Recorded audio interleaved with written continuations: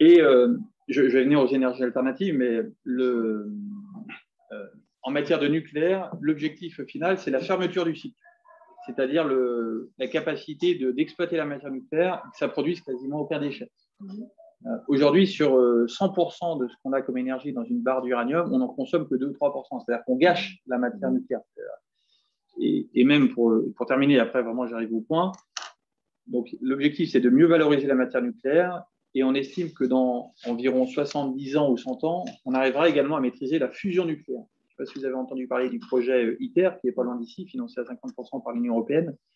En fait, ITER, c'est reproduire ce qui se passe dans le Soleil, d'une certaine manière, pour générer une source d'énergie qui soit totalement sûre et produisant zéro déchet.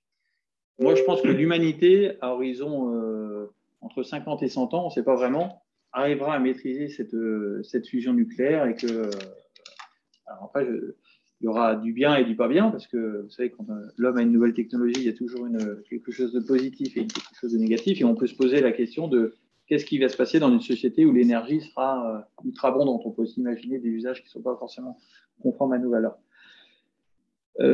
Alors, sur les énergies alternatives, déjà, le CEA, qui est le commissariat à l'énergie atomique, est devenu le CEAA, le commissariat à l'énergie atomique et aux énergies alternatives. Donc, ils mènent des efforts là-dessus. Et puis, il y a l'ensemble des efforts de l'écosystème privé, ou sur l'éolien, sur le solaire. Il y a pas mal de moyens qui sont mis. Et dans le plan de relance et le plan France 2030, il y a eu également 7 milliards d'euros pour le développement de l'hydrogène, pour la filière à l'hydrogène. Donc, moi, je ne vais pas vous mentir, il y a forcément un arbitrage entre combien on met dans la recherche nucléaire, combien on met dans la recherche des autres. Enfin, voilà. Donc, on essaie d'avoir une vision, on va dire, relativement équilibrée entre les deux. Mais j'assume aussi qu'en France, notre histoire et l'idée qu'on se fait de notre souveraineté nous conduit à quand même investir pas mal dans le nucléaire. Parce que c'est un point clé aussi, qu'on ne partage pas du tout, par exemple, avec les Allemands. Les Allemands sont beaucoup moins attachés à leur sujet de souveraineté. Donc, eux, acheter du gaz et dépendre des Russes, ce n'est pas quelque chose qui les soucie vraiment. Ils sont davantage dans des relations entre les nations qui se fondent sur des questions économiques et d'affaires. Donc, ils disent, avec les Russes, on arrivera toujours à s'entendre avec eux. Nous, on a une vision un peu différente au niveau géopolitique, et la France, depuis très longtemps, ne souhaite pas elle souhaite avoir une certaine souveraineté, et on ne veut pas que les Russes soient en mesure de nous dire on n'est pas d'accord avec vous, on coupe le robinet de gaz et vous avez froid. Donc, c'est ce qui nous pousse aussi, cette volonté d'indépendance nationale, à aussi miser aussi sur le On peut, avec la hausse du coût de l'énergie, ces derniers mois, on est complètement dépendant de ces marchés mondiaux, et ça nous fragilise quelque part. Et puis le dérèglement climatique, enfin, je ne veux pas être trop pro-nucléaire, parce que je pense qu'il faut être mesuré, mais quand on regarde, et là, j'incite vraiment à le vérifier, etc., mais quand on regarde sur le cycle de vie de la technologie, le nucléaire ne fait pas plus de CO2 qu'un panneau solaire, voire plutôt moins.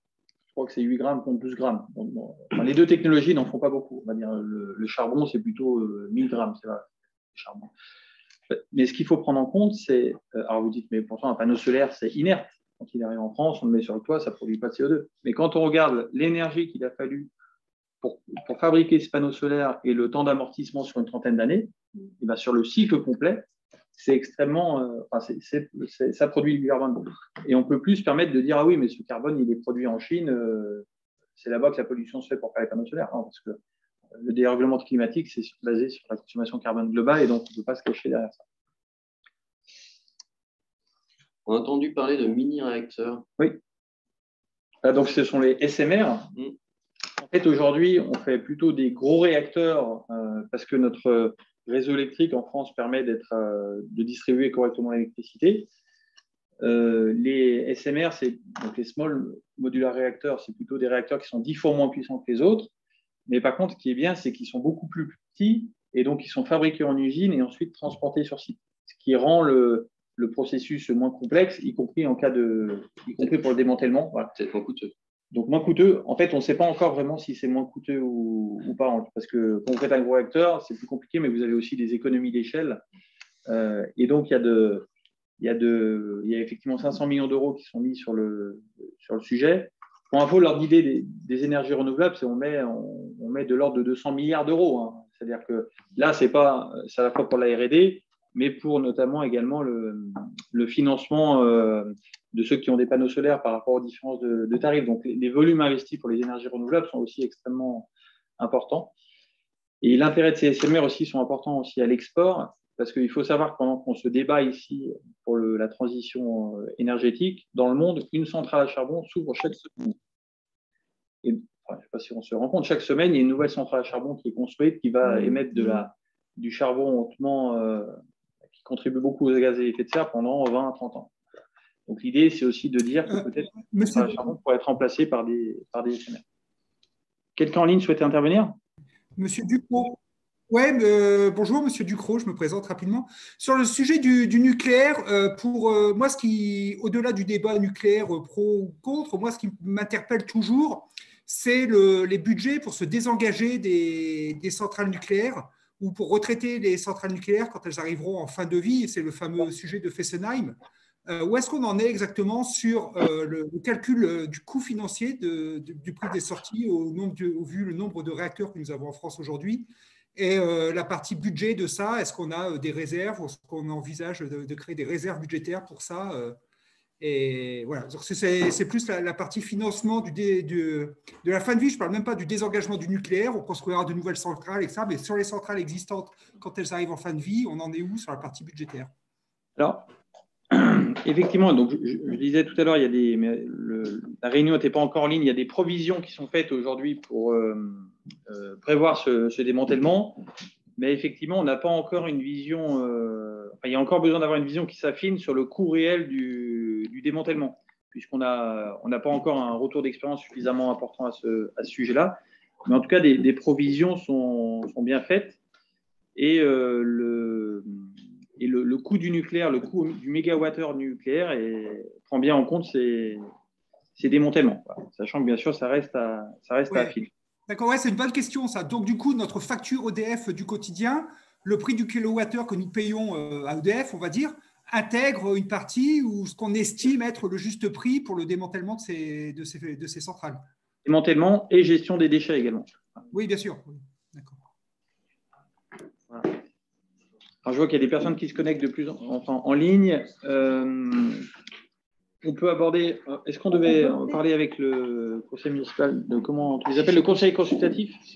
Comité consultatif des jeunes. Donc, si c'est possible, voilà, si personne en ligne veut intervenir, peut-être qu'on peut changer. Ouais, pour ceux qui étaient. Alors, ok.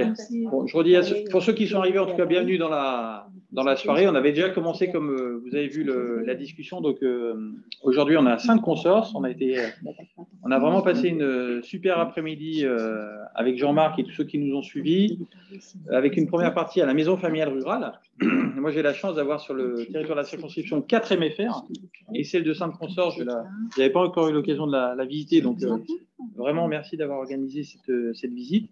Ensuite, on allait voir une entreprise dans le secteur du médical, c'était THX, c'est ça, ouais. Donc, avec des échanges très intéressants avec le chef d'entreprise qui nous a montré ses nouveaux investissements sur la commune et notamment le nouveau site de production qu'il va avoir. Donc ça, c'est des investissements qui tiennent beaucoup au niveau national parce que la crise sanitaire a montré qu'on avait perdu des briques de souveraineté en matière de sanitaire, y compris des simples masques qu'on se disait qu'il y a quelques années, ça ne servait à rien et qu'on pouvait confier leur fabrication aux Chinois et que ce n'était pas grave si on n'en fabriquait plus en France. On s'est rendu compte que dans certaines conditions, on était bien content de pouvoir en fabriquer nous-mêmes. Et ensuite, on allait voir les travaux de l'école. J'ai eu l'occasion de recevoir ceux qui voulaient me voir à titre individuel dans cette salle. Il y a beaucoup de questions en ce moment concernant notamment la question du pass sanitaire, du vaccin, donc des gens vraiment qui veulent me voir à ce sujet-là. Et ensuite, on a échangé avec le conseil municipal des enfants. Voilà, conseil municipal des jeunes. Des jeunes, qui travaillent sur plein de projets. Et puis donc là, maintenant, c'est le comité consultatif. Donc, ce sont des jeunes qui étaient précédemment dans le conseil municipal. Ils ont fait 1 année, voire 2 années de mandat. Il y a déjà au tout début, les premières années. Et donc, ces jeunes-là avaient envie de continuer leur engagement citoyen. De cette expérience de conseil municipal des jeunes, ils en ont tiré, semble-t-il, mais ils le diront mieux que moi, un véritable intérêt. Et après, ils nous ont dit, mais maintenant que c'est fini, qu'est-ce qu'on fait? Comment peut-on s'investir, continuer de s'investir dans la commune? Et c'est comme ça qu'a germé l'idée de dire, on va créer un comité consultatif des jeunes, ce qui permettra effectivement à ces jeunes-là et d'autres qui les ont rejoints depuis, de pouvoir continuer l'investissement dans le cadre municipal et de pouvoir porter des actions. Donc, je pense qu'ils vont peut-être pouvoir nous dire également quelles actions ils portent et puis quels projets ils ont. Avec le recul qu'ils ont, je précise aussi que certains d'entre eux ont pu se rendre à une époque à Fornos de Algodrech, la commune du Portugal avec laquelle on est jumelé.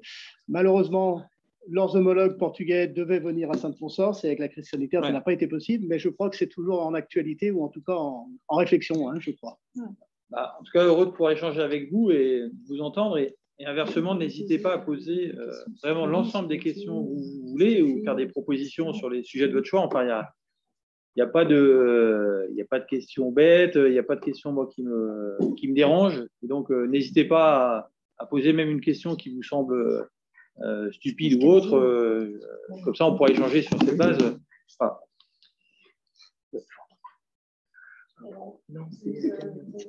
qui se lance? Camille qui se lance. Et Laura, c'est toi qui te lances, non? C'est Camille. C'est Camille. Ça va arriver. Ah oui, tu vois. Donc, nous sommes habituellement 11, mais aujourd'hui, nous sommes seulement 8 représentants. Et, Attends, je vais couper juste le son de mon côté. nous avons par exemple organisé différentes activités pour la commune. Par exemple, pour la commune, on a organisé sportifs, par exemple, ou pour des rencontres de personnes d'âge différents pour pouvoir rassembler la commune un peu. Et nous avons aussi, par exemple, du coup, pour le voyage à France, nous avons organisé un vide-grenier pour pouvoir finir notre voyage et partir à Fornos. Et nous avons aussi... C'est déjà pas mal. C'est bien tout ça. On a participé au village fleuri, on a fait des décorations. Quand on était plus jeune, on a fait des décorations pour la commune et fait des choses à Noël. On a décoré le sapin et tout à Noël. Okay. Et alors, par rapport à ce que vous faites, qu'est-ce qui vous étonne le plus? Qu'est-ce que vous avez découvert? On a un peu découvert tout le fonctionnement de la mairie. En général, c'est intéressant de voir un peu, en quelque sorte, comment marche, même si avant, par exemple, le CMJ, de voir comment ça marche une réunion, comment on peut trouver des idées ensemble pour améliorer la vie de notre village. Et je pense que c'est quelque chose qui est intéressant pour nous tous et qui nous a aidés à être de futurs citoyens. Et, voilà. Bien. Non, mais c'est vrai que ce que vous faites, c'est super important parce que des fois, quand on est citoyen, et vous voyez, moi-même, avant d'être élu, je pestais contre mon maire en disant que fait la mairie, ces travaux qui durent trop longtemps, il aurait dû faire comme ça. Enfin, on se croit toujours champion dans son domaine. Et c'est vrai que quand on est aux responsabilités derrière, on se rend compte que parfois c'est un peu plus difficile. Et donc, le fait de vous confronter un peu à la décision collective, au réel, je trouve que ça a la vertu de bien vous montrer la complexité de porter des projets ensemble. Des fois, ça ne va pas aussi vite qu'on veut, on ne fait pas forcément ce qu'on veut. Et je trouve que ça vous prépare non seulement à être des citoyens éclairés, mais en plus, potentiellement, ça vous donne le goût à avoir de futures responsabilités. Et le maire me disait, si j'ai un comité consultatif, c'est parce que j'avais un conseil municipal pour enfants. Et moi, je lui disais, sans doute, ce comité consultatif, ce sont parmi eux, il y a les futurs élus de demain. Quoi. Oui, il y a l'âge.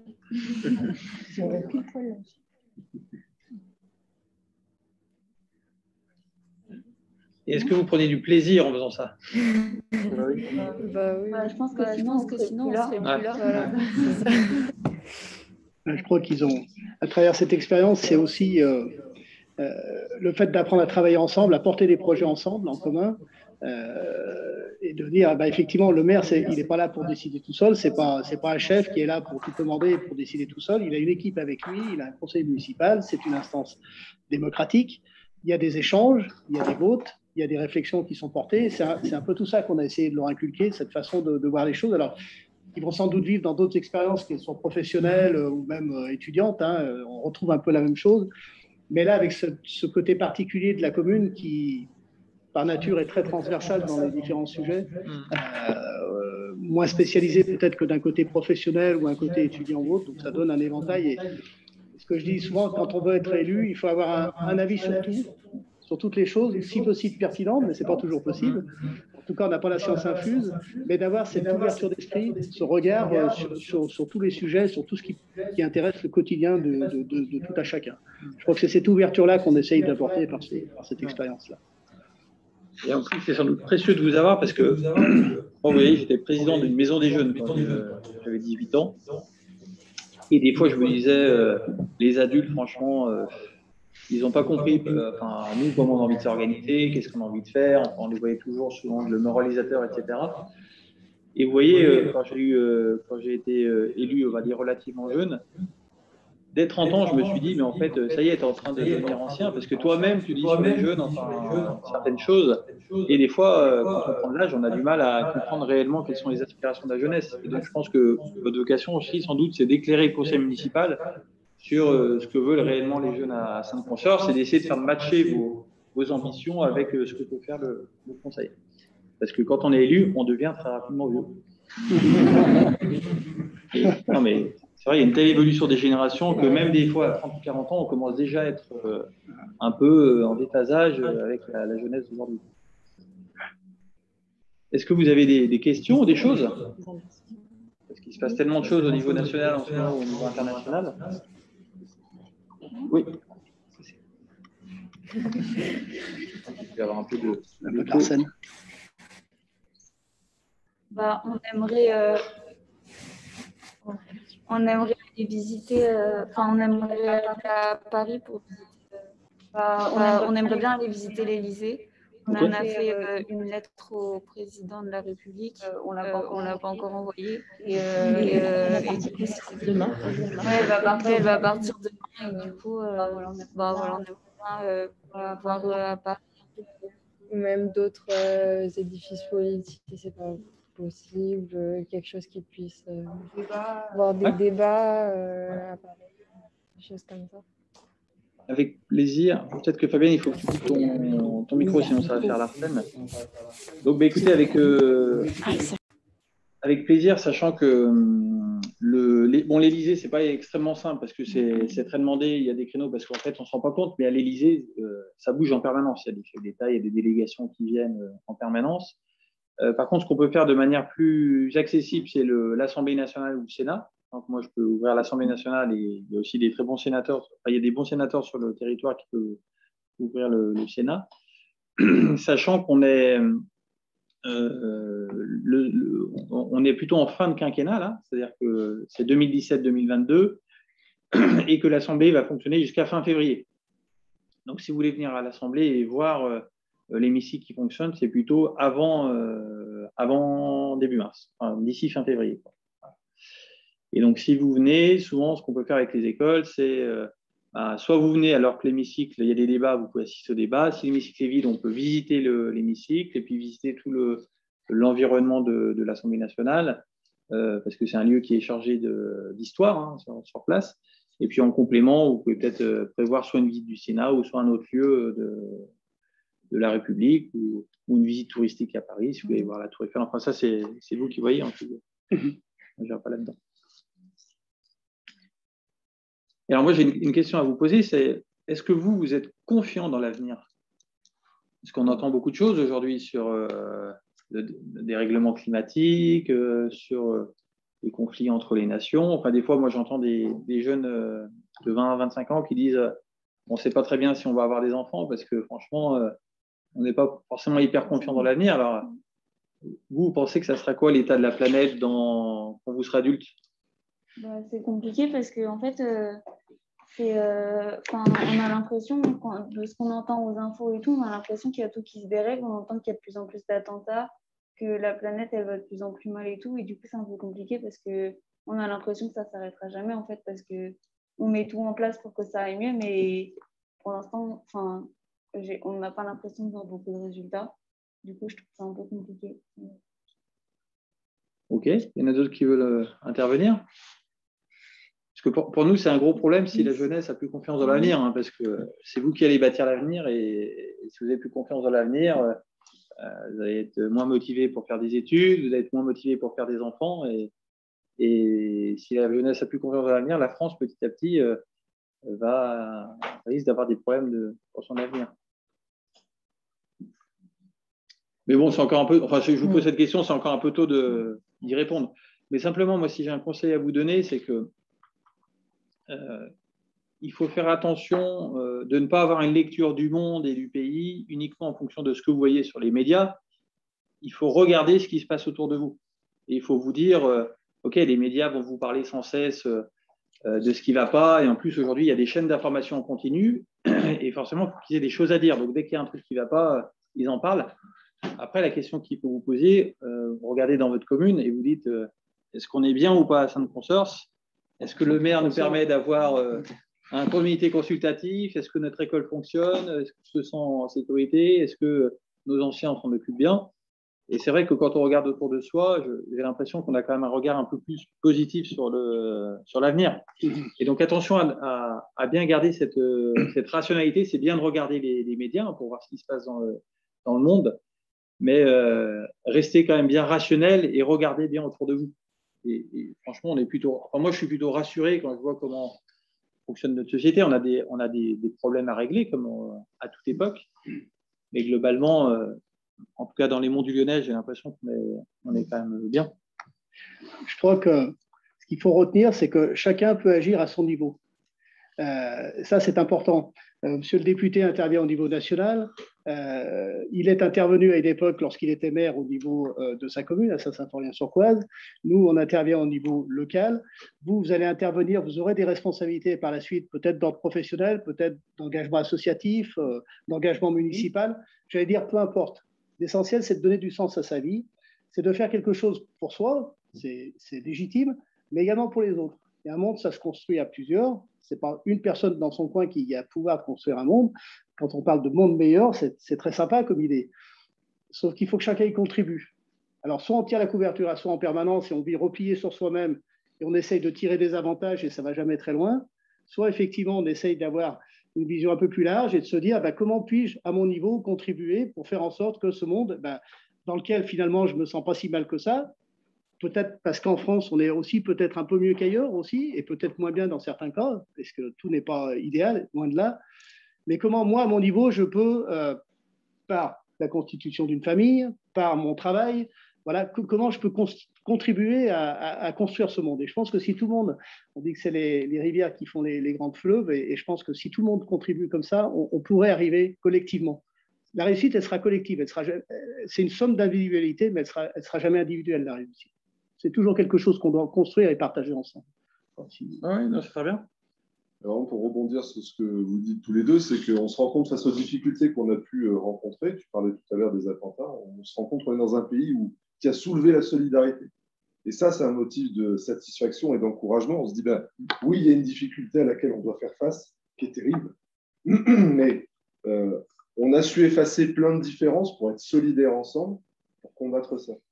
On a le dérèglement climatique, on se rend compte que l'État intervient, mais à côté, il y a des initiatives associatives, etc. Il y a des gens qui se mobilisent pour accompagner ça et essayer de trouver des solutions ensemble. Et ça, c'est des motifs de satisfaction qui font, effectivement, qui font être optimistes pour se dire, oui, effectivement, il y a peut-être des choses qui ne vont pas très bien, mais il y a de l'action pour que ça aille mieux. Et ça, c'est vraiment un motif de satisfaction.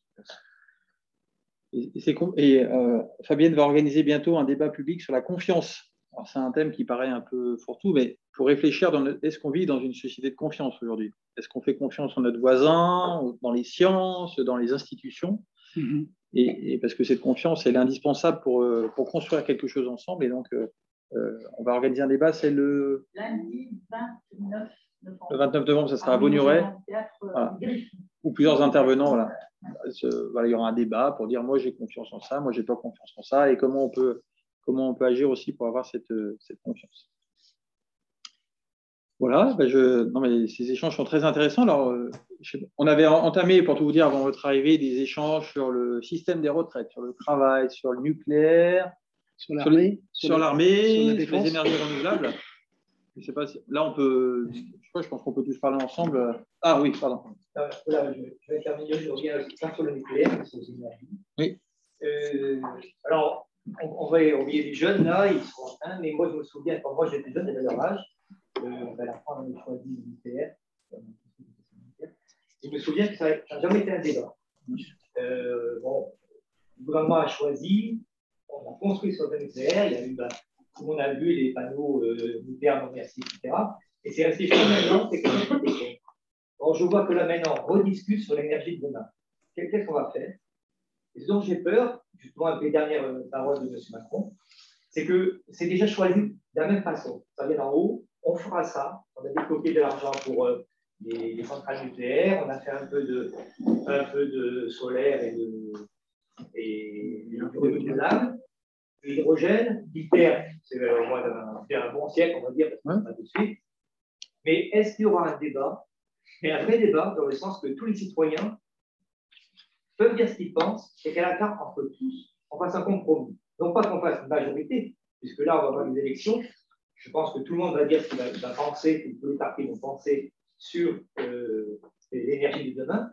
Mais est-ce qu'on pourra faire entre nous un compromis et non pas une majorité qui va dire on fait ça et ce sera comme ça. Parce qu'une fois que ce sera lancé, comme le nucléaire, ça fait les années 70, on en est encore. Hein. Oui, c'est pas encore démantelé, on est encore bien pour 20 ou 30 ans avant. Donc, c'est des choix qui touchent plusieurs générations. Et il serait bon que les générations futures de dire qu'on a participé, nous, au débat. Et ceux qui viendront après, on dit ça a été un débat à l'époque. Et ça n'a pas été une volonté comme ça d'un gouvernement qui a dit c'est le mieux de. Je pense qu'à notre époque, ce serait une voix sage. Alors, vous, en tant que député, est-ce que vous allez tout de suite accepter ce qu'a dit M. Macron? Alors, parce que là, on va voter dans quelques mois. S'il dégage déjà de l'argent, ça veut dire qu'il prend la voie, ça sera déjà engagé. Ou est-ce qu'on arrêtera tout? On acceptera le débat et après, si tout le monde demande le nucléaire, ça ne me dérange pas. Le nucléaire ou l'hydrogène ou l'ITER, c'est pas. Et au moins, les citoyens ont choisi un moment. Mais, donc, je trouve que la question est intéressante. Mais en fait, ce qui m'interpelle dans votre question, c'est que finalement, au fond, j'ai l'impression que vous avez des doutes sur le fait que le fonctionnement démocratique soit vraiment légitime et reflète bien le choix des Français. Parce que, en fait, la démocratie, c'est quoi finalement? C'est trancher en permanence des questions. Et vu qu'on ne peut pas réunir à chaque fois les 70 millions de Français, on demande à ces Français d'élire des représentants au niveau communal, départemental, régional, national et même européen, pour qu'ensuite ces représentants, dans le cadre de la démocratie représentative, fassent des choix. Et aujourd'hui, en matière de nucléaire, les choix ne sont faits que par les représentants, par le président de la République, qui est élu par tout le monde, par les parlementaires, qui votent la programmation pluriannuelle de l'énergie, qui votent les crédits du gouvernement. Il n'y a pas toutes les décisions financières du président de la République s'inscrivent dans le cadre de budgets qui sont votés aussi bien à l'Assemblée et au Sénat. Donc ça, c'est pour ça que moi, je crois vraiment à la démocratie représentative. Après, je trouve que la question que vous vous posez au-delà du fond, c'est de dire, est-ce que sur les choix qui sont vraiment importants pour le pays, à un moment donné, la démocratie représentative a ses limites et les représentants, donc, la décision est tellement importante qu'il faut retourner voir les Français. Dans ce cas-là, l'outil dont on dispose, c'est le référendum, et on essaie de poser une question aux Français. La seule difficulté avec cet outil, donc je crois quand même, c'est que les Français répondent parfois plus en fonction de qui pose un message, plus qu'en fonction du messager, on va dire, plus qu'en fonction de la question qui est posée. Et donc, comment on pourrait faire Je ne voyais pas au référendum, je voyais ce qu'a fait M. Macron, quand il a fait pour le. Alors, je ne sais plus comment c'est le nom, mais là, je ne m'en souviens plus. Quand il avait discuté, c'était sur les grands débats nationaux. Et sûrement sur l'environnement, il y avait un grand débat où il y avait des propositions, etc. Vous voyez plutôt comme ceci. D'accord. Vous ne voyez pas avec un ordre. Ok. Je suis d'accord avec vous. On va voter plutôt politiquement, dans le sens où on ne va pas regarder la question, mais plutôt les gens politiques qui votent. Mais plutôt qu'il y ait un débat. Je ne dis pas que le débat va permettre, du moins, de faire ceci, va permettre simplement de dire oui ou non au nucléaire, et de dire qu'on est tous d'accord, qu'on a débattu ensemble, et après, on a bien des représentants qui vont porter la parole, qui vont dire non, on va faire ça parce que c'est le mieux, parce qu'on a des arguments que eux ne les ont pas, mais au moins, on a pu le dire. Parce que si c'est simplement comme pour une élection, tout le monde va se positionner là-dessus. Ça va être 3 mois, ça va aller vite, il va y avoir plein de sujets, on ne va pas débattre, on va juste prendre un parti ou un autre. Et ça serait plus juste de prendre un peu de temps pour faire ça. Mais je ne parle pas de référendum, et je ne remets pas en cause le rôle des députés. Mais en tout cas, moi je vous dis que je crois beaucoup à la démocratie représentative et ça ne m'empêche pas de dire qu'en même temps, il faut faire de la démocratie participative, pour le coup, un peu effectivement comme la Convention citoyenne pour le climat, ou on peut en faire sur le nucléaire. Et en ce moment, si vous allez sur le site de l'Assemblée nationale, vous avez plusieurs consultations qui sont lancées où les citoyens peuvent participer. Mais la difficulté, c'est que la démocratie participative, elle est très importante pour prendre le pouls et savoir ce que prend chacun, avoir éventuellement des nouvelles propositions. Mais in fine, vous avez toujours un choix politique à faire. Parce que la démocratie participative, elle accouche rarement sur il faut faire ça ou il faut faire ça. Parce que quand vous prenez des décisions, souvent vous avez des intérêts divers, enfin des opinions.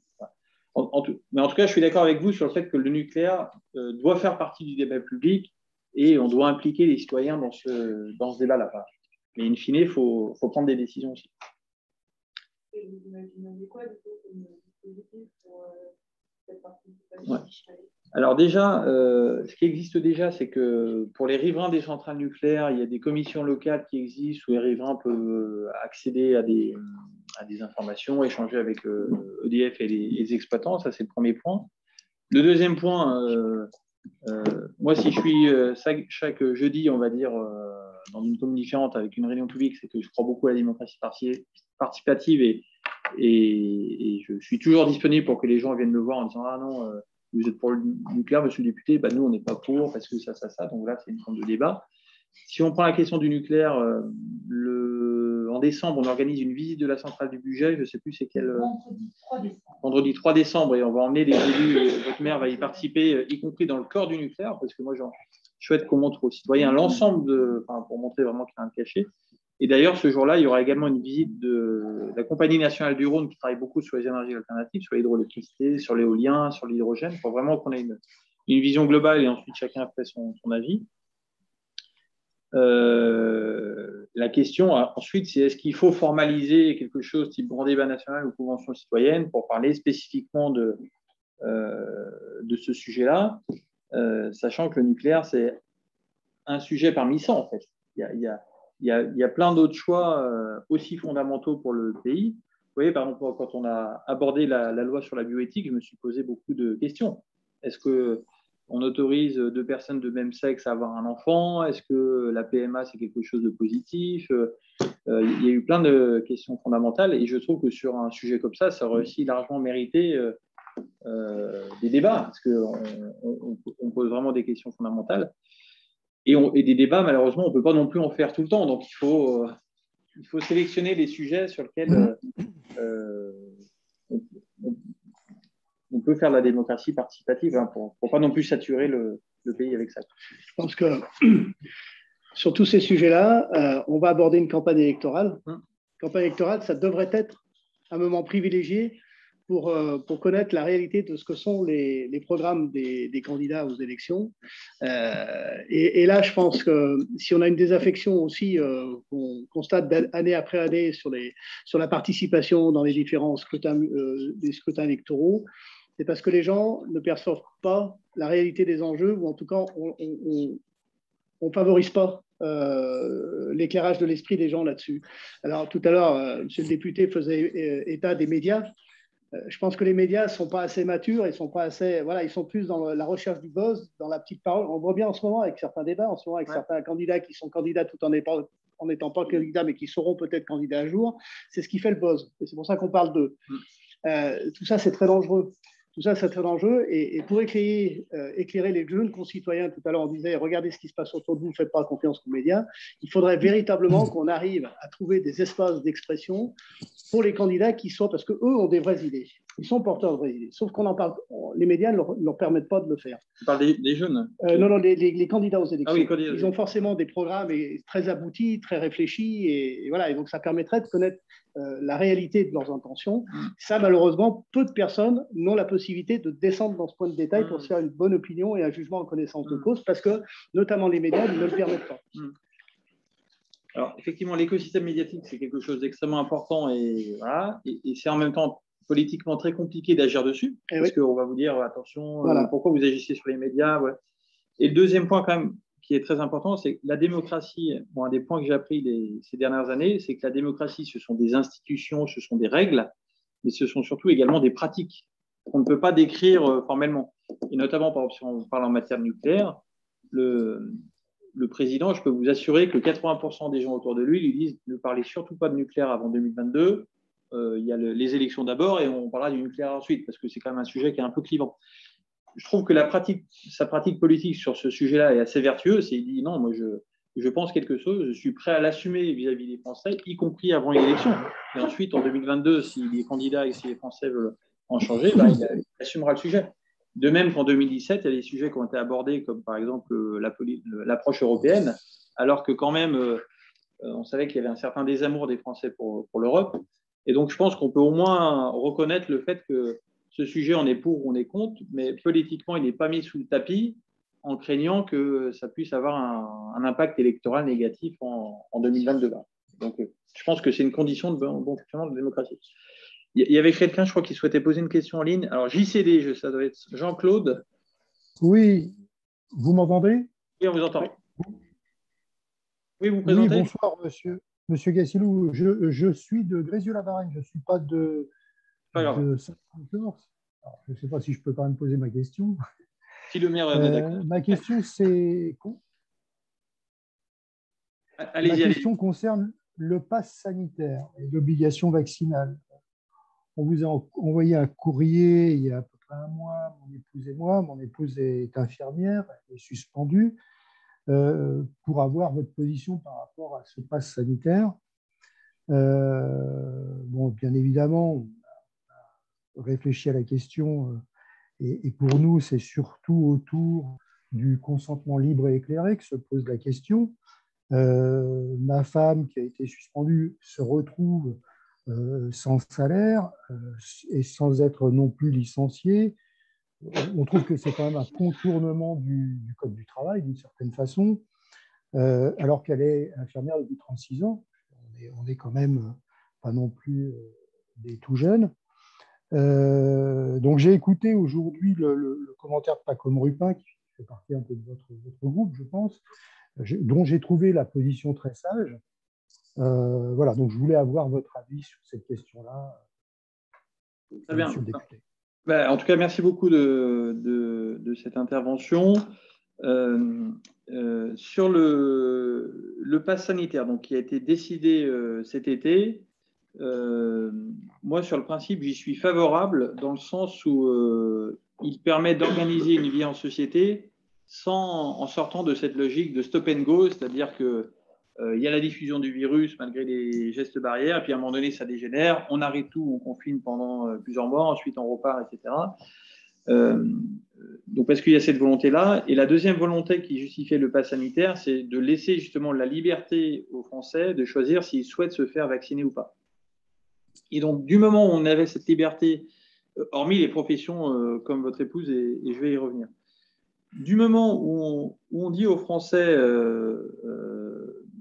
vous faites vacciner ou pas, la contrepartie, d'une certaine manière, c'est que les 10% de personnes qui ne veulent pas se faire vacciner, on leur dit OK, c'est votre droit, on vous le reconnaît, bien que même ce sujet pourrait être discutable.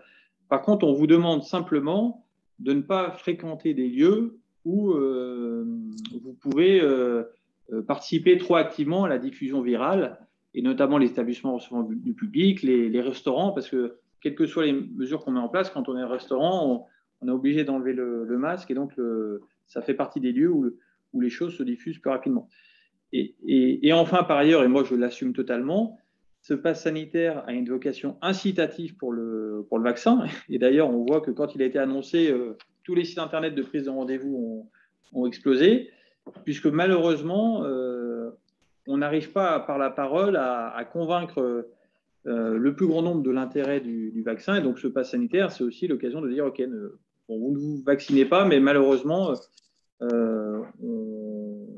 on doit temporairement restreindre l'accès à certains sites aux gens qui sont vaccinés. Donc voilà, je ne suis pas du tout satisfait de devoir prendre ce genre de mesures, mais c'est ce qui semble la moins mauvaise solution. Et ensuite, j'espère que ce pass sanitaire sera levé dès que possible.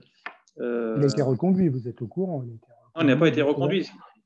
Ce qui a été reconduit, c'est la possibilité que les parlementaires donnent au gouvernement de le reconduire.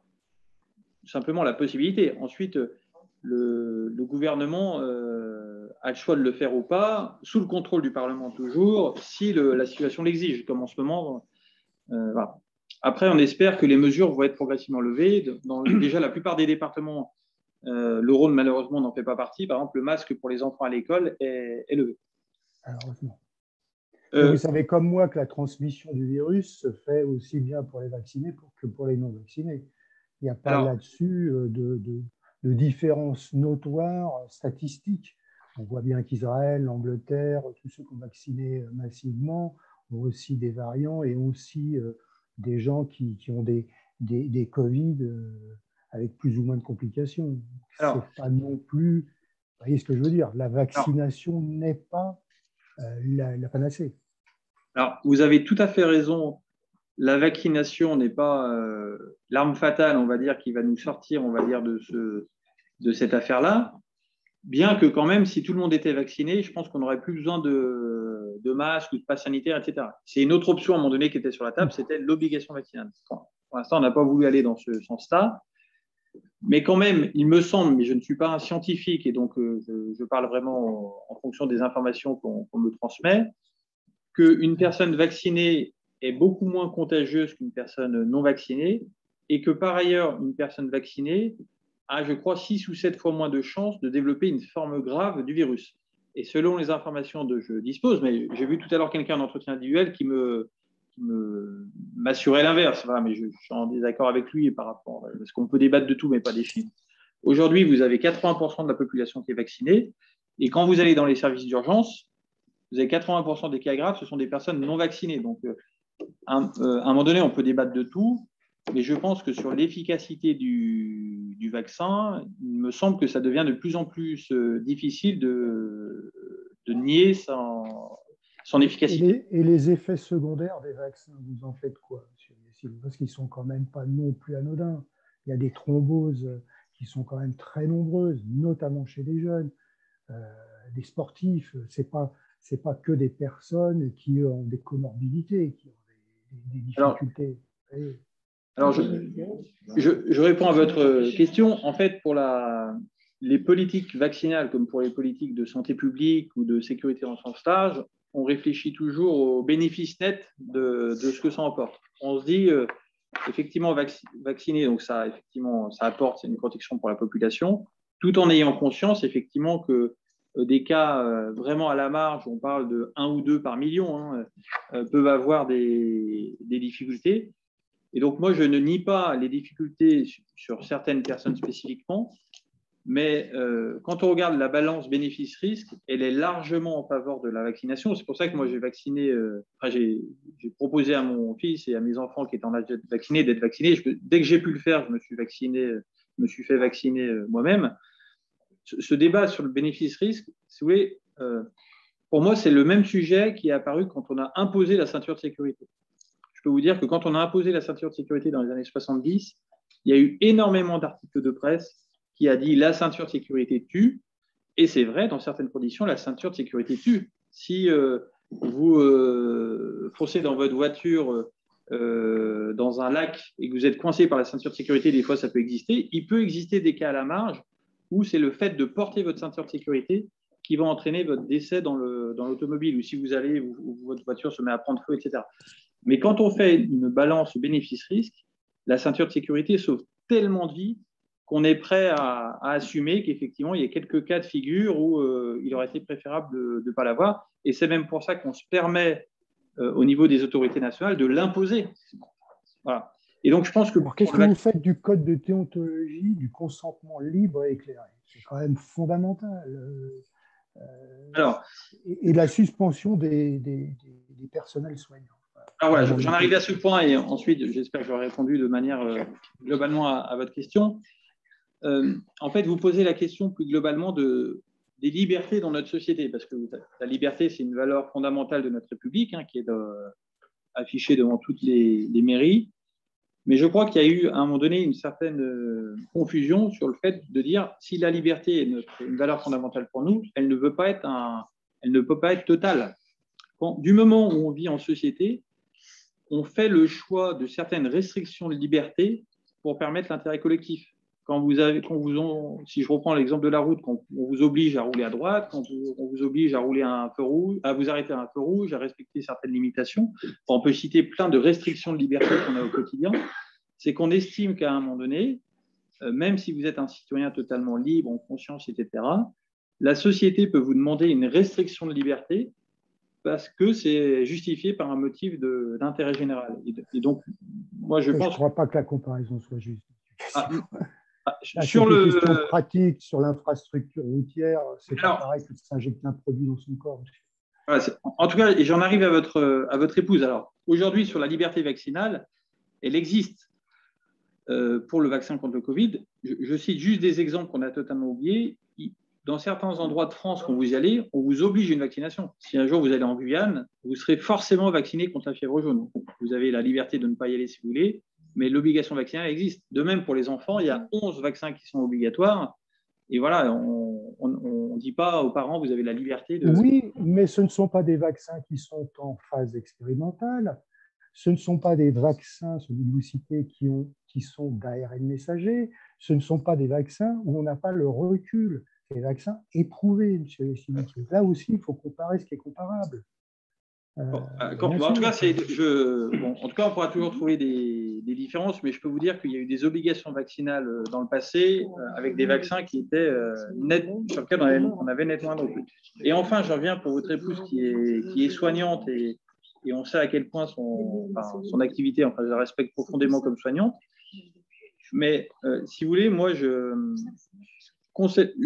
conceptuellement, j'ai du mal à imaginer des soignants qui, à la fois pour leur sécurité et celle de leurs patients, ne se vaccinent pas.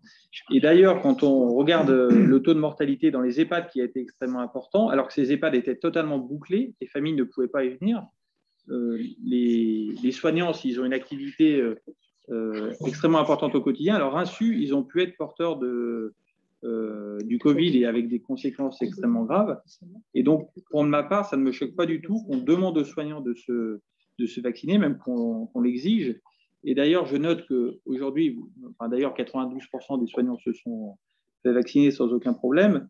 Et par ailleurs, l'obligation vaccinale existait déjà pour les soignants. Je pense que si vous demandez à votre épouse de mémoire sur l'hépatite, ça fait bien longtemps qu'en tant que soignante, elle doit se faire vacciner. Oui, sur la grippe. Ou sur la grippe, voilà. Très récemment. Voilà, donc vous voyez, c'est pas quelque chose de nouveau pour les… Voilà, en tout cas, je ne suis pas sûr de vous avoir totalement convaincu, mais… Ah, mais vous ne m'avez pas convaincu du tout, M. Gassilou. Le maire, je crois, voulait vous dire quelque chose. Ouais, simplement, alors, mais je vous remercie. Si vous le permettez, je ne vais pas me positionner effectivement sur les aspects liés au vaccin et au risque induit ou pas. Je n'ai vraiment pas la compétence de ça. Moi, en tant que maire, ce que je peux vous dire, c'est que quand on est élu, mais comme d'autres d'ailleurs, on a une préoccupation, c'est de favoriser le bien vivre ensemble. Le bien vivre ensemble, ça passe par le lien social. Et ce lien social, il a considérablement manqué à beaucoup de gens, que ça soit dans le milieu scolaire, que ça soit dans le milieu du travail, que ça soit dans le milieu associatif, où tout s'est arrêté, et vous l'avez en souvenir forcément, monsieur, où la vie s'est arrêtée, où il fallait qu'on soit confiné.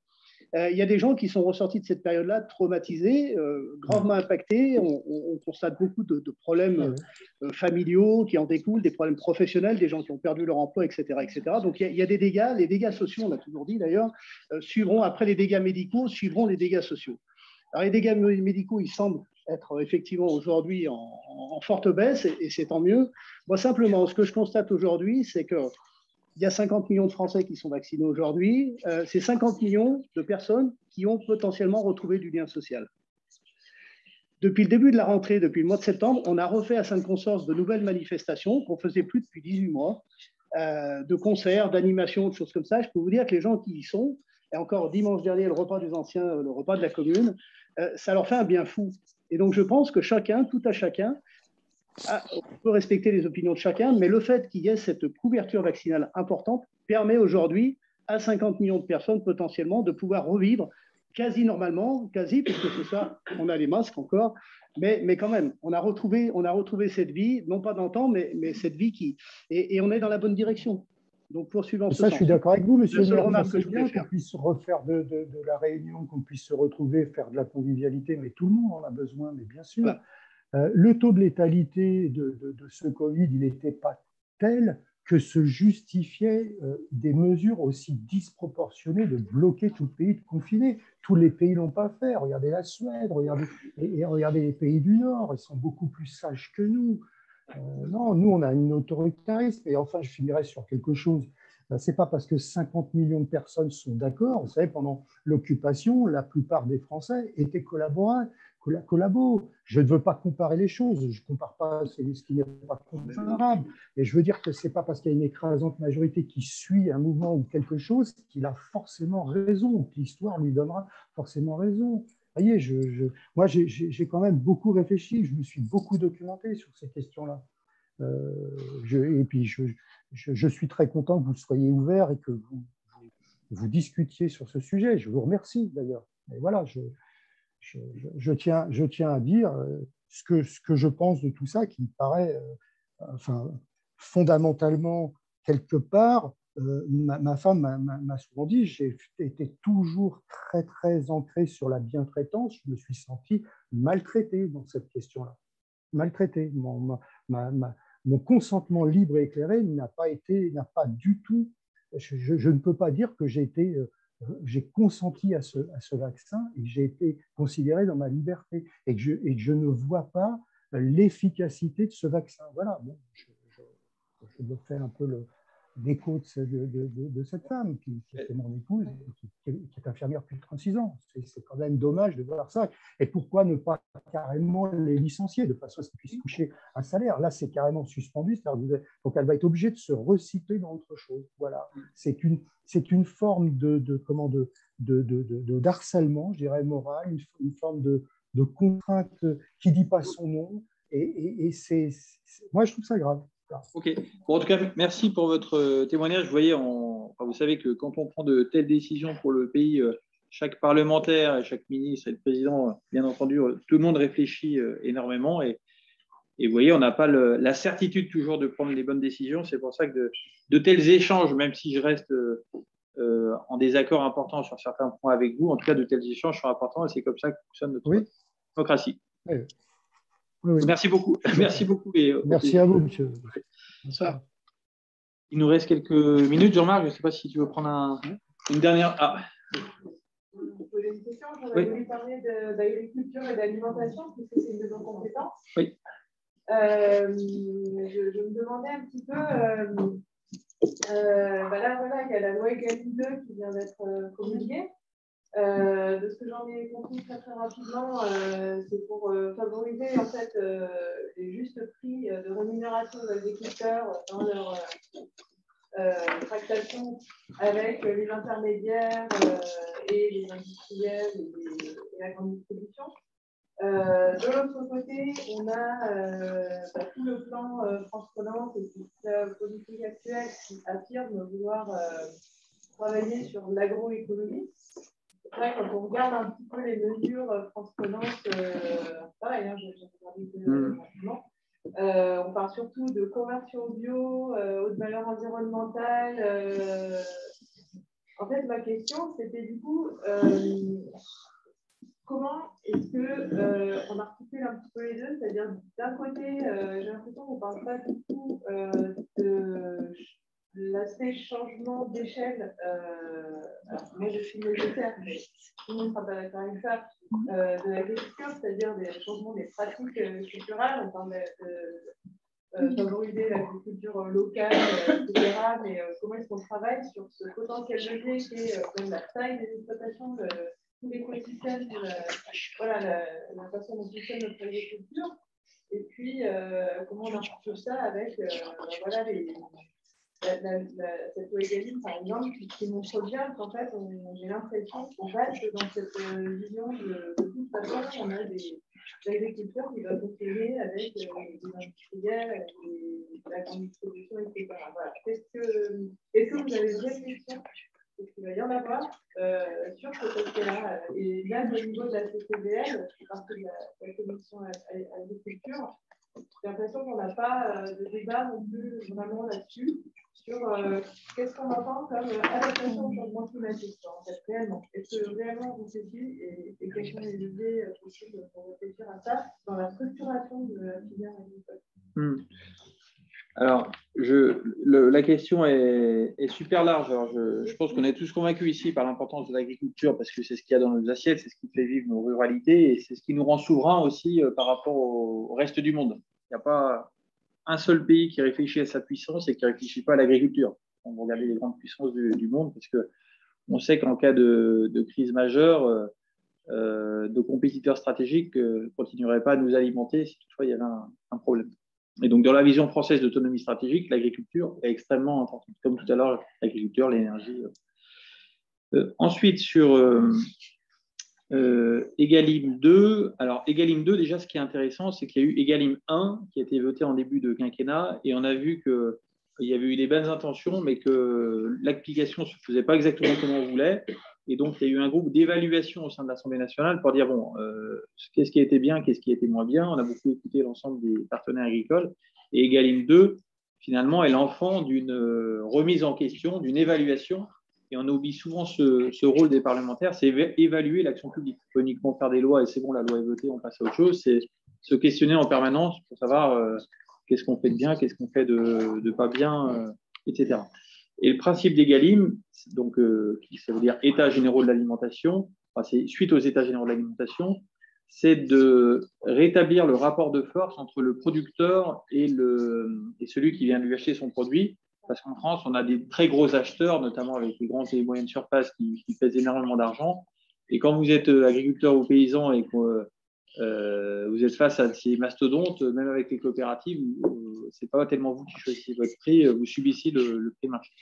Donc, on a essayé de remettre de l'équilibre dans les relations commerciales entre les producteurs et les distributeurs. Et franchement, ce n'est pas simple parce que les distributeurs sont tellement puissants qu'ils arrivent toujours à tirer leur épingle du jeu. Mais voilà, on essaie quand même de rééquilibrer les choses. Ensuite, par rapport à ce que vous avez dit sur le type d'agriculture, moi, ma conviction, c'est plutôt qu'on a besoin de tout type d'agriculture et qu'il ne faut pas opposer l'agriculture conventionnelle, qui effectivement vise plutôt à produire en quantité des aliments dont on a besoin, et l'agriculture à haute valeur ajoutée environnementale, enfin l'agriculture davantage bio. Et Egalim, d'ailleurs, s'adresse aussi bien aux petits producteurs du coin qui vont avoir une agriculture hyper respectueuse de l'environnement, voilà, qu'à l'agriculteur, on va dire, qui a plutôt une vision d'agriculture productiviste, avec des moyens de mécanisation, voire des phytosanitaires, etc. Et voilà, donc je pense qu'on a besoin des deux. Et il y a beaucoup de mesures en ce moment qui sont malgré tout faites pour la conversion agrobiologique, donc pour pousser à faire davantage de bio. Mais on peut le faire qu'à hauteur de ce que demande le marché. Et si je regarde le marché du lait en ce moment, on a fait beaucoup de conversions bio, et sauf que la demande n'est pas encore là et le prix du lait bio est plutôt en train de baisser fortement. Donc, ce que je voudrais vous dire, c'est qu'au final, moi je dis souvent que pour changer le monde, c'est un truc qui peut être retenu par les enfants aussi, pour changer le monde, dans votre porte-monnaie, vous avez deux cartes. Vous avez la carte électeur et la carte bancaire. Et peut-être que la carte bancaire est des fois au moins aussi efficace que la carte d'électeur. Je ne devrais pas vous dire ça dans la démocratie. Mais en gros, ce sont aussi aux consommateurs, par leur choix, d'orienter le mode d'agriculture qu'ils veulent. Est-ce qu'ils veulent continuer à acheter du pas cher, du conventionnel, etc. Ou est-ce qu'ils ont envie d'acheter chez l'agriculteur du coin? Et si vous achetez chez l'agriculteur du coin, aucun doute sur le fait qu'un écosystème se mettra en place. Et dernier point, vous avez abordé la question des plans alimentaires territoriaux. Donc ça, c'est une démarche qui a été impulsée par l'État pour demander au territoire de réfléchir à la manière dont ils pouvaient associer leurs producteurs avec leur bassin de consommation. Et donc, je pense que c'est la démarche qui est en cours au sein de la CCDL. C'est une démarche qui n'est pas facile parce que souvent, ceux qui font les services achats, par exemple dans les communes, ils ont pris leurs habitudes. Et quand vous avez un fournisseur, vous avez juste à cocher, je veux des tomates, je veux des patates, je veux des carottes, c'est super simple. Alors que quand vous devez aller voir pour les carottes tel exploitant, les patates tel exploitant, etc., tout devient un peu compliqué. Donc, il faut vraiment qu'on motive nos acheteurs locaux pour dire, OK, c'est un peu plus compliqué d'acheter local, vous n'avez pas des légumes toute saison, vous ne pouvez pas acheter 400 cuisses de poulet parce que vous devez acheter 100 poulets et apprendre aux enfants à manger un peu de chaque. Mais franchement, le joueur veut la chandelle et moi, c'est comme ça que je vois les pâtes. C'est cette dynamique territoriale pour avancer vers cette mise en relation des producteurs et des consommateurs. J'ai été un peu long, je ne sais pas si j'ai des points à compléter. C'est vrai que quand on parle d'adaptation de l'agriculture au changement climatique, moi j'ai l'impression que dans les faits, il y a absolument rien qui est proposé, qui est fait pour aider les agriculteurs, parce qu'on sait très bien, on parlait de la conversion au bio. Enfin, voilà, donc je me suis documentée. Le saut à faire est très compliqué parce que forcément, il y a la diminution de la taille d'exploitation fait que l'agriculteur peut avoir peur de franchir ce saut. Et en fait, au final, souvent, il en est mieux parce que finalement, ils ont moins de coûts et finalement, ils dégagent plus de marge. Enfin, il y a des tas de témoignages. Donc, il faut l'État, c'est pas aussi activement soutenir ces agriculteurs pour entrer dans une démarche ultra compatible avec les programmes alimentaires territoriaux. Et si on veut que les combustibles se fournissent chez les agriculteurs locaux, mais il faut que ce ne soit pas les mêmes qui fournissent la grande distribution. Alors, ouais, je suis d'accord Non. Alors, en tout cas, je suis d'accord sur ce qui a été dit. Il faut vraiment qu'on accompagne au maximum la conversion agrobiologique et dans la politique agricole commune, notamment en ce moment, il y a beaucoup quand même d'aide en la matière. Et effectivement, il y a beaucoup d'agriculteurs aujourd'hui qui font du bio. Par contre, encore une fois, un petit point de nuance. Je pense qu'il ne faut pas confondre le bio et le local. Vous pouvez, parce qu'aujourd'hui, à force de vouloir faire que du bio, on va préférer acheter des tomates qui viennent d'Espagne mais qui sont bio que les tomates de l'agriculteur du coin.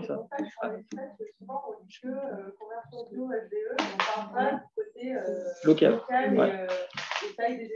Ouais. Et un dernier point d'analyse, enfin, moi qui ai encore une conviction personnelle, mais il y a une part de vérité, une part de.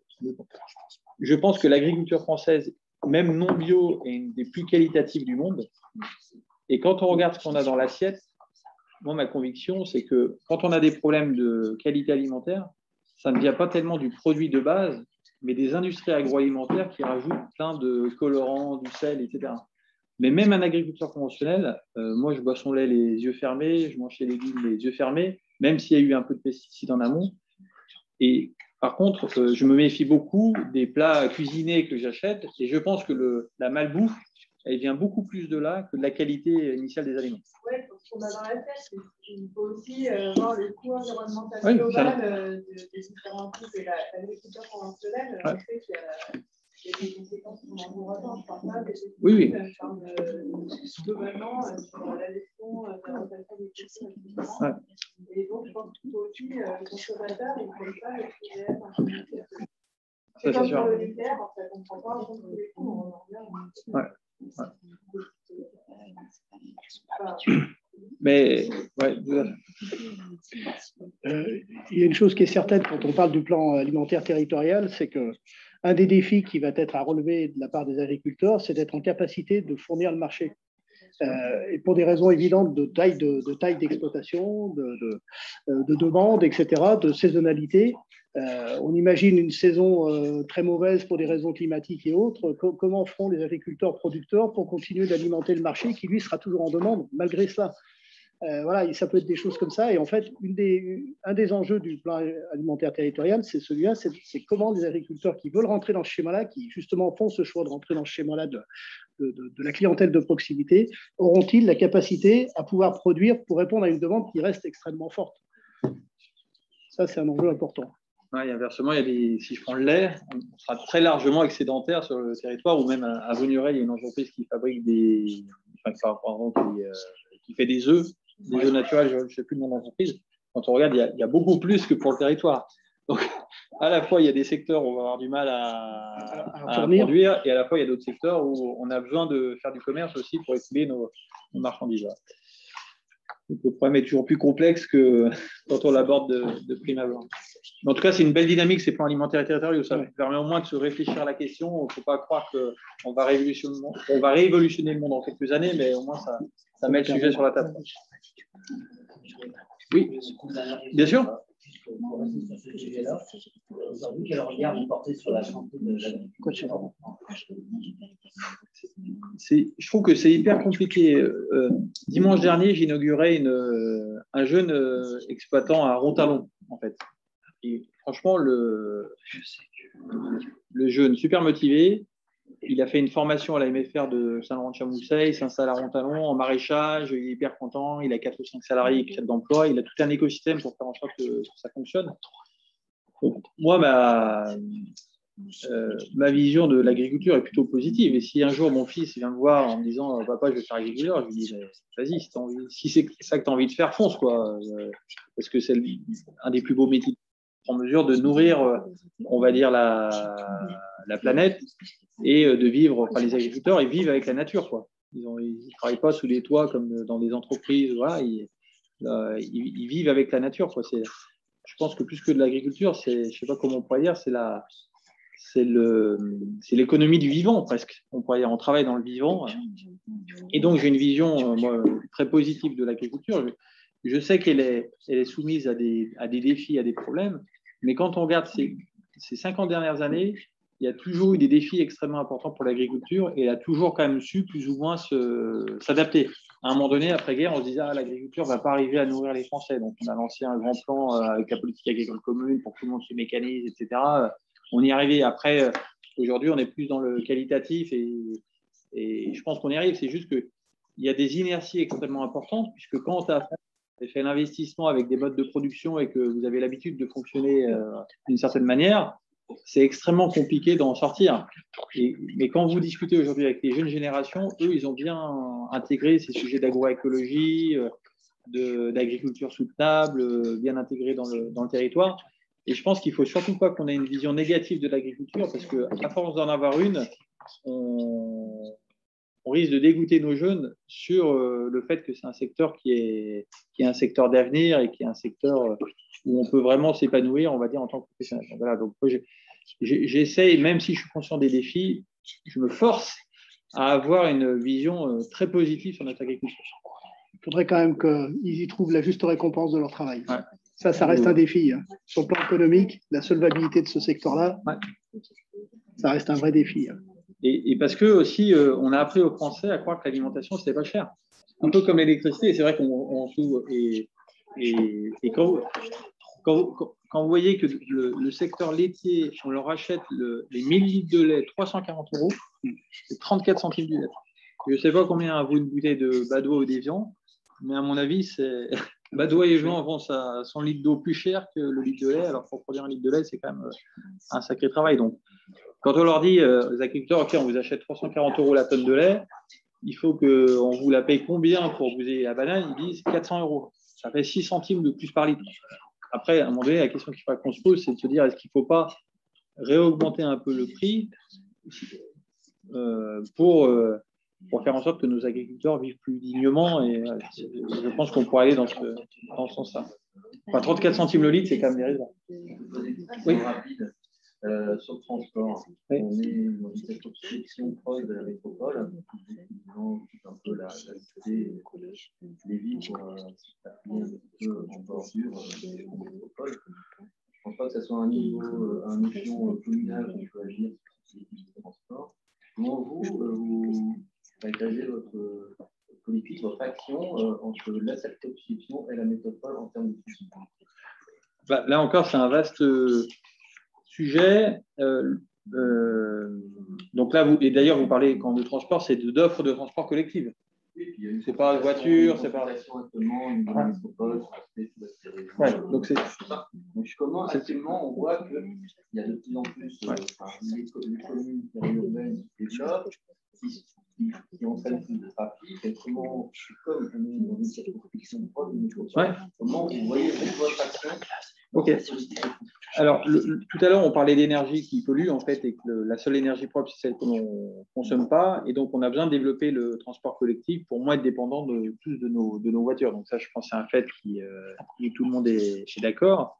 Et voilà, pour qu'on ait, on va dire, une production de carbone qui n'entraîne pas un dérèglement massif du climat. Ensuite, quelle est l'action d'un parlementaire à ce sujet-là? Le transport du territoire, c'est ça. En fait, le transport, ça reste le sujet des collectivités territoriales dans la grande organisation des compétences, on va dire, dans notre République. Mais les parlementaires fixent les règles du jeu et apportent aussi des financements d'État. Et concernant le transport, donc on a une loi d'orientation sur les mobilités qui a été votée, je crois, en 2019, qui a un nombre extrêmement important d'articles parce qu'elle parle des mobilités au sens large, donc à la fois de la trottinette au TGV. On a même dû réglementer l'usage des trottinettes. Alors, je ne sais plus quel nom on avait trouvé pour ne pas mettre le mot trottinette dans la loi, mais des véhicules à assistance électrique, pour dire est-ce qu'on a le droit de rouler sur le trottoir, sur la route, etc., jusqu'à quelle vitesse. Et concernant le territoire, puisque vous parlez vraiment du territoire, je crois que c'est l'article 22 de la loi d'orientation sur les mobilités qui prescrit la mise en place d'un nouveau Citral qui comprend l'ensemble du Rhône. Puisque aujourd'hui, avec la création du nouveau Rhône, il y avait une certaine distorsion qui s'est créée entre les bus rouges de la métropole et les bus bleus du département du Rhône. Et donc, au 1er janvier 2022, je pense que la CCVL a dû délibérer dans ce sens-là. Le Citral va reprendre un périmètre sur l'ensemble du nouveau Rhône. On a voulu faire ça pour éviter que les communes, un peu à la carte, se décident d'adhérer, de ne pas adhérer, et qu'au final, il y ait un mitage de l'offre de transport. Et donc, au 1er janvier 2022, tout ne sera pas résolu, bien évidemment. Mais en tout cas, les collectivités se retrouveront dans un établissement public où, ensemble, elles pourront prendre les décisions concernant l'offre de transport collectif. Et dans tous les cas, il y aura une carte unique, une billetterie unique, et donc ça sera pas mal. Comment peser face à Alors, ça, effectivement, c'est la question de la gouvernance, puisque dans le Rhône, c'est 2 millions d'habitants, c'est 1,5 million dans la métropole et 500 000 dans le Nouveau Rhône. Donc, 500 000, c'est tu as un quart, mais ce n'est pas non plus rien. C'est la taille de la ville de Lyon, 500 000. Hein, donc, Et pour peser, donc chaque communauté de communes aura au moins un représentant. CCVL, je ne sais même plus qui est levé. Oui, je ne sais plus qui sera le représentant de la CCVL, mais ce sera sans doute voilà, le président. Le votre serviteur comme suppléant. Très bien. Et donc, je pense que pour peser dans une telle assemblée, il faut être extrêmement clair sur ce qu'on veut. Il faut être extrêmement bien informé sur ce que paye la collectivité en subvention, en versement transport, c'est-à-dire ce que payent les entreprises. Et ensuite, dire on veut ça et on apporte ça comme ressource. Et donc, on souhaite en retour que telle ligne soit. Et moi, j'incite vraiment les communautés de communes rurales à réfléchir aussi entre elles pour chasser, j'allais dire, grouper au sein de cet établissement public et porter des projets en commun. Et donc, sur cette base-là, ensuite, je crois à la démocratie et à la capacité du nouveau Citral à faire les bons choix, d'autant plus qu'en ruralité, on va bénéficier, j'allais dire, de la force de frappe du Citral. Ils ont un coût au kilomètre de transport collectif qui est beaucoup plus faible que celui qu'on est capable d'avoir. Ils ont des modes d'application, quand vous regardez sur Google Maps, par exemple, un truc tout con, vous allez d'un point A à un point B, c'est indiqué, le Citral a mis à disposition les données. Donc, il y a plein de choses que la taille critique du Citral, je pense, sera positive dans l'offre de transport collectif dans le Nouveau Rhône. Mais tout reste à construire. Et n'oubliez pas que sur le transport, il y en a un tiers qui est financé par le ticket, un tiers par la subvention et un tiers par le versement de transport. Donc, le ticket, ce n'est qu'un tiers du coût réel du transport. Je rajouterais simplement, globalement, on a un peu de recul, puisque nous, on a déjà une offre de transport en commun qui existe historiquement, contrairement à d'autres territoires qui vont se retrouver dans le nouvel établissement public, qui, eux, n'ont pas du tout aujourd'hui de service, très peu, ou en tout cas le service du Rhône, et dont notamment, tu parlais des ressources. Oui.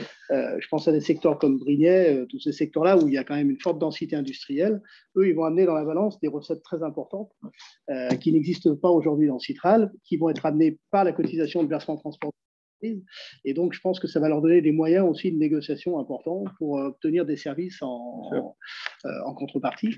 Parce qu'il y a une chose qui est certaine, c'est que le statut d'établissement public n'a pas amené plus d'argent au Citral, de fait. Donc, le Citral n'est pas plus riche qu'avant et ne le sera pas moins non plus qu'hier. C'est une nouvelle gouvernance, c'est une nouvelle façon de fonctionner, mais les coûts seront identiques et les objectifs seront les mêmes. Simplement, effectivement, nous, dans cette affaire-là, je pense qu'au niveau de collectivité, communauté de communes, on a cette, on va dire, cette expérience, cet acquis qui nous permettent de négocier en connaissance de cause, ce qui n'est pas forcément le cas des territoires voisins en périphérie de la métropole qui vont avoir des enjeux importants à relever. Après, l'objectif, il est clair, hein, il est effectivement d'arriver à amener le transport en commun le mieux possible de partout, mais on connaît effectivement les enjeux après qui sont derrière la question, vraiment sur notre territoire, quelle est votre action particulière en tant que représentant élu du territoire face à ces enjeux qui sont très larges autour d'une grosse métropole. Pour ça, j'insiste peut-être sur votre aspect personnel au niveau de la position et en tant qu'élu. Ok, mais moi, je ne suis pas un super élu local d'une certaine manière. Moi, mon rôle.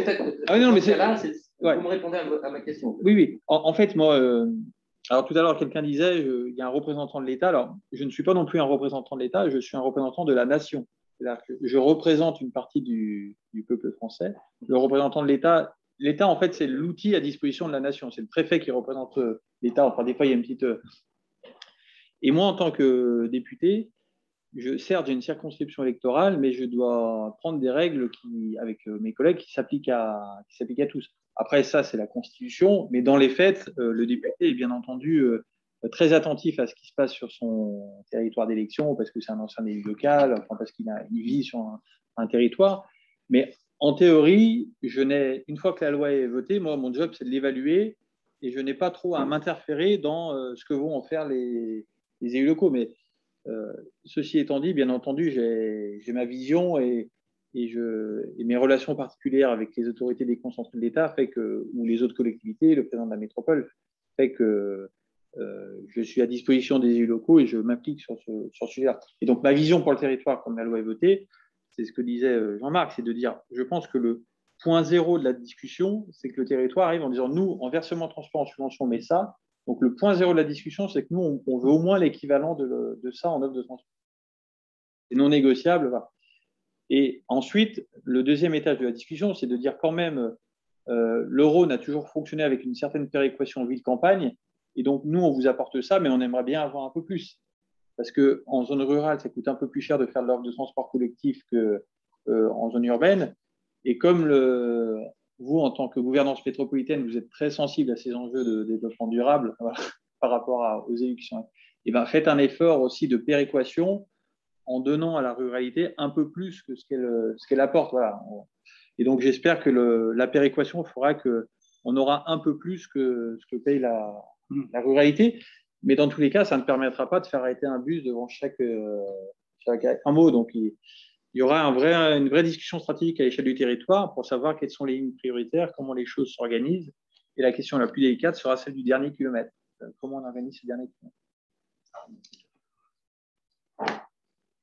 Je pense qu'on a fait le tour. Si je vois pas de nouvelles interventions, en tout cas, moi, je voudrais vous dire que c'est très agréable et utile de pouvoir échanger ainsi, parce que ça permet, au travers de tous les sujets qui ont été abordés, de pouvoir avoir l'avis de chacun. Je pense que quand on est élu, il faut surtout garder en tête qu'on peut toujours se planter. Et donc, c'est toujours agréable, comme on dit, d'être apporté d'engueulade, sans trop se prendre trop de baffes non plus, parce que, au bout d'un moment, ça. Mais d'être apporté en tout cas pour écouter chacun et sur la base de cette écoute, dire que des fois, il y a peut-être des choses à adapter pour essayer d'exercer au mieux notre mission de représentant, que ce soit au niveau local ou national. Donc, Merci beaucoup d'avoir organisé ce temps d'échange et merci à tous d'y avoir participé. Moi, à mon tour, je vais remercier monsieur le député aussi d'être venu sur la commune. On a souvent l'occasion d'échanger, de se croiser, mais on n'a pas souvent l'occasion de parler à fond des choses et puis de parler de nos communes. Donc aujourd'hui, c'était une belle opportunité pour ça. Donc merci pour l'intérêt. On a eu l'occasion de parler un peu des enjeux communaux. Donc je connais aussi je dirais, ton implication sur le territoire et la proximité que tu souhaites avoir avec les élus. Je pense que c'est effectivement un atout. C'est effectivement le fait d'avoir cette proximité permet quand même d'échanger. Alors, on a plus souvent l'occasion d'échanger sur des sujets locaux plus que nationaux. Ce soir, c'était l'occasion de faire un peu différemment. Donc moi, je m'en réjouis. Moi, je voudrais remercier les jeunes aussi qui ont participé avec nous ce soir à cet échange. J'espère que vous en retirerez, je dis j'espère, mais je n'ai pas de doute, je vais être un peu prétentieux, mais que vous en avez retiré un intérêt, un vrai intérêt à participer avec nous ce soir. Moi, je remercie mes collègues élus également, qui ont fait preuve aussi, qui ont de la disponibilité nécessaire pour participer à nos échanges. Merci également à toute l'équipe qui t'accompagne aussi pour l'organisation de ces journées, qui font un travail extraordinaire, qui nous ont accompagnés en préparant cette journée, qui nous ont accompagnés aujourd'hui et qui vont encore continuer à travailler dans les jours prochains pour faire une restitution, je crois, de ce qui sera passé aujourd'hui. Donc, on aura l'occasion de communiquer là-dessus. Puis, je voudrais remercier également les personnes, s'il y en a encore qui sont en ligne avec nous, pour leur participation et leur écoute attentive à nos débats. Merci à tous pour votre participation. Merci. Effectivement,